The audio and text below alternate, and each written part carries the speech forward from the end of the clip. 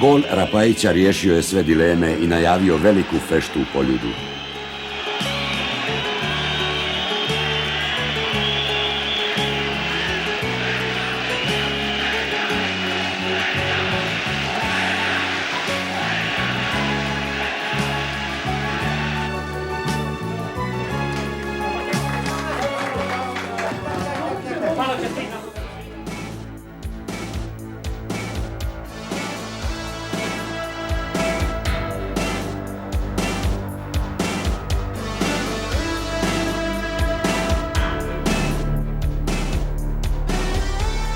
Opet slavlje.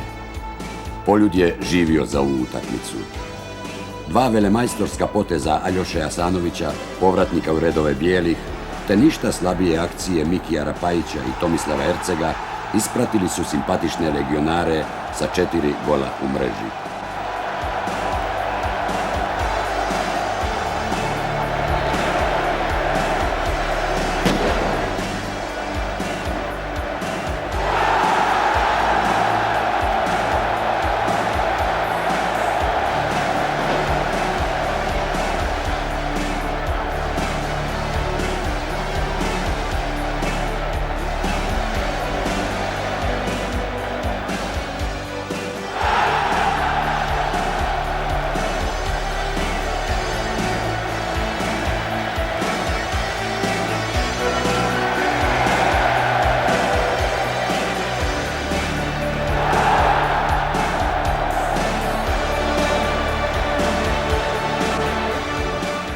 Poljud je podrhtavao od urnebesa navijača. Svi su se našli u zagrljaju. Evropo, evo nas. Hajduk je to zaslužio.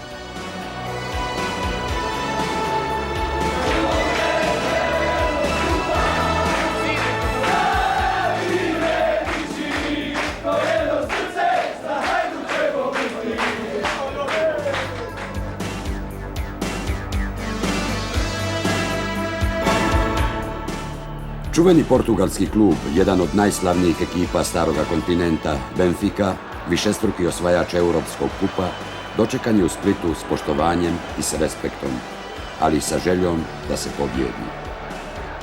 Utakmica je prošla u međusobnom odmjeravanju snaga s dosta ubojitih udaraca na gol, ali bez golova. 0-0.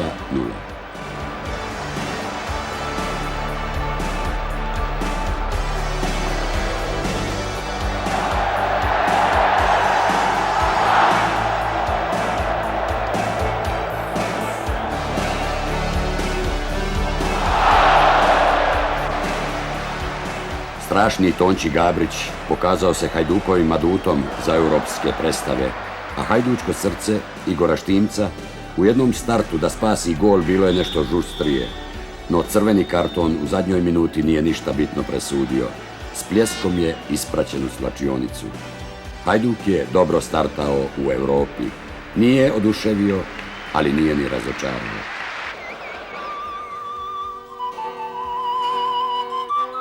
U Bukurešt, jedan od velegradova istočne Europe, krenule se s nadom da se jakoj Steaui, koja je već iskusila slast europskog nogometnog trona, suprotstavi hrabro i hajdučki. Opet su akrobacije Tonča Gabrića neutralizirale sve navale domaćina, a u 88. minuti, kad to nitko nije očekivao, na pas Gorana Vučevića, Aljoša Asanović još jednom pokazuje svoje visoke kvalitete. Bijeg i mat domaće obrane. 1-0. Hajduk slavi u Europi.